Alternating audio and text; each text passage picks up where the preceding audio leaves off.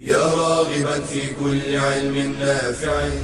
ينمو العلم ويتقدم بتقنياته ومجالاته، ومعه نطور أدواتنا في تقديم العلم الشرعي. أكاديمية زاد أكاديمية ينبوعها صاف ليروي غلة الظمآن، والسيرة العلياء عطرة الشدى طيب يفوح لأهل كل زمان. بشرى لنا زاد أكاديمية للعلم كالأزهار في البستان.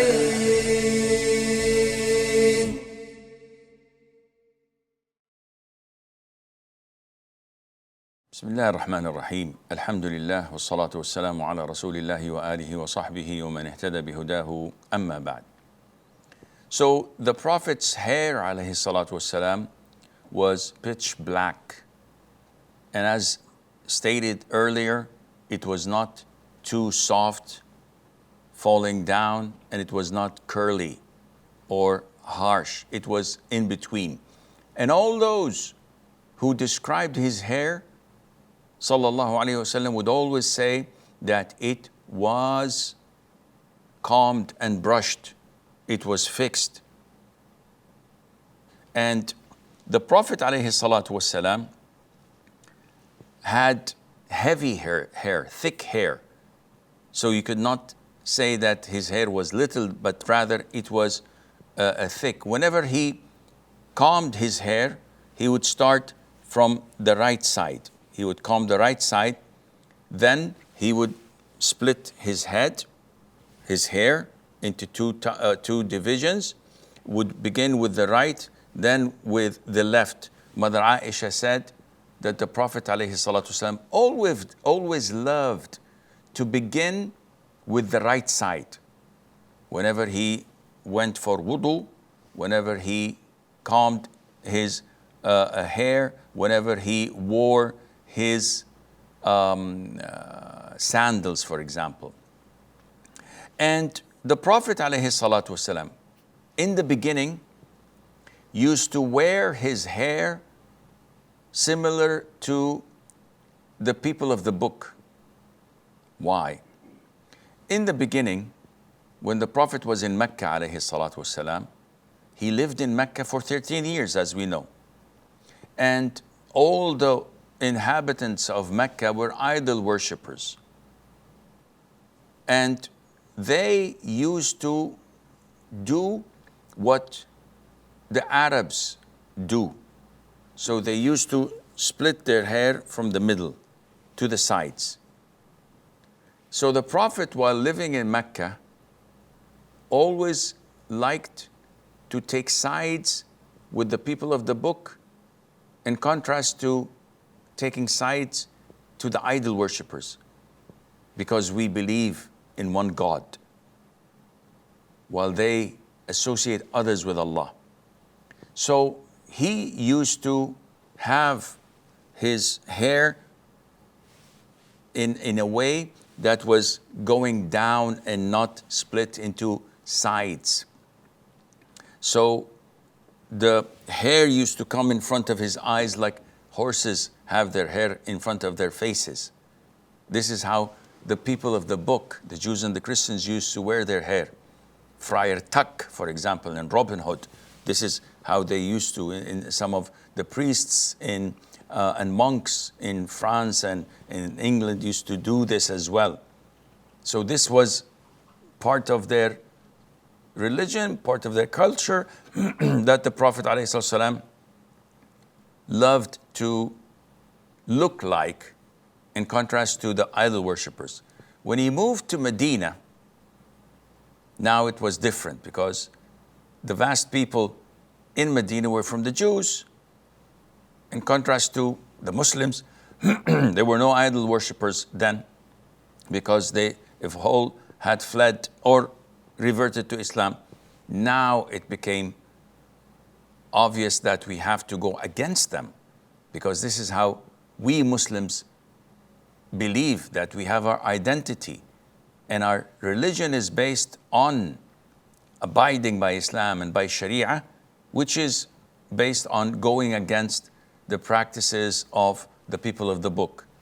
Now, the Prophet ﷺ went back into dividing his hair into right and left to go against the hairstyle of the Jews and the Christians.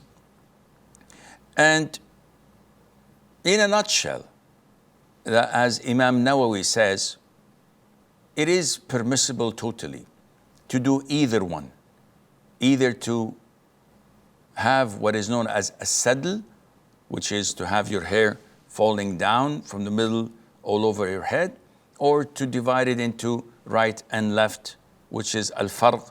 And al-farq is best because this was the last thing the Prophet did, alayhi salam, to the extent that even some scholars say, like Ibn Taymiyyah, that this became a sign of the Muslims.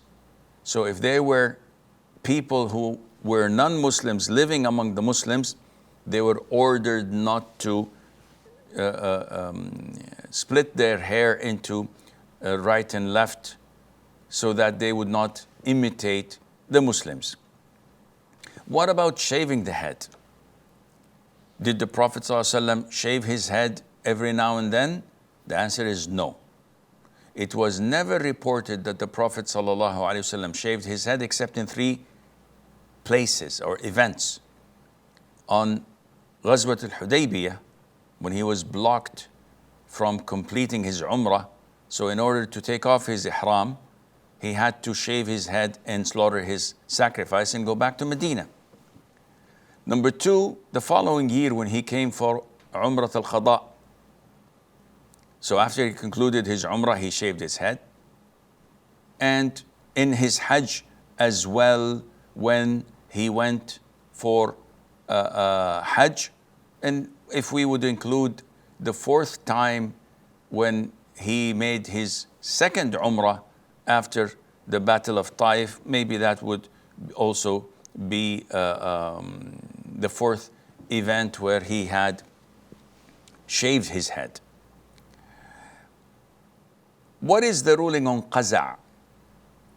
Qaza' is a prohibited practice some of the ignorance do, and that is to shave part of the head and leave part of it. And this is prohibited because the Prophet ﷺ made that prohibited, and this is not permissible in any form, whether you shave the upper part and keep the sides, or shave the sides and keep the upper part, or keep the front and shave the back, or the opposite. Either way, it is not permissible. What about the Prophet ﷺ dyeing his hair? Well, it's an issue of dispute, but the most authentic opinion is that the Prophet may have dyed his hair, sallallahu alaihi wasallam, sometimes, and he instructed those who wanted to do so to avoid the black. So he said, the best one of you may change the color of the whiteness of the gray hair on his head or beard is to use hinna and al-katam. Al-katam is a herb that is mixed with hinna that gives it a dark brownish color. And using black to dye your hair is totally prohibited, even if your hair was black before becoming gray. And the Prophet clearly indicated that, alayhi salatu wasalam, when he said, addressing Abu Bakr, to dye the hair of his father, Abu Quhafa. He said, change the whiteness and avoid black.